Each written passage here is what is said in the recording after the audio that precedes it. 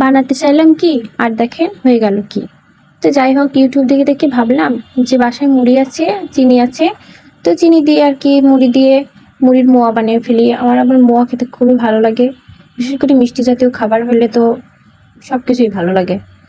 তো যাই হোক, মোয়া বানাতে গিয়ে তো একদম ফেল মারলাম। তো এখানে আমি চিনিটা সুন্দর করে জাল দিয়ে নিয়েছি ঘন করে, তারপর মুড়িগুলোও দিয়ে দিলাম। কিন্তু এখানেই তো হলো যত সমস্যা। মুড়িগুলো দিয়ে একটু নাড়াচাড়া করলাম, তারপরে যে মুড়িগুলো একটু মোয়া বানানোর জন্য যে হাত দিয়ে গোল করব, সেটা কোনোভাবে পারলামই না। দেখেন কত গরম, এত গরম থেকে হাত দিয়ে মোয়া করা যায় বলেন তো? দোকানে যারা নিয়ে আসে বিক্রি করে তারা যে কিভাবে করে আমার তো মাথায় আসলো না। দেখেন আমি কোনোভাবেই পারলাম না, আর তার উপর থেকে আমার হাতটা পুড়লো শুধু শুধু গরমতে হাত দিয়ে। তো যাই হোক, পারলাম না যখন, তখন আর কি হার মেনেই নিলাম। নিয়ে একটু নাড়াচাড়া করলাম, আর এই তো শক্ত হয়ে চিনিটা লেগে গেল মুড়ির গায়ে। তো এইভাবেই রেখে দিলাম।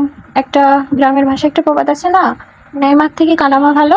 তো যাই হোক, মোয়া হলো না তাতে কি, মুড়ি এভাবেই খাবো, মিষ্টি হলেই হলো। তো কি আর করা, এইভাবেই কৌটো ভরে রাখলাম, মাঝে মধ্যে এটাই খেয়ে একটু মনে সান্ত্বনা দিব।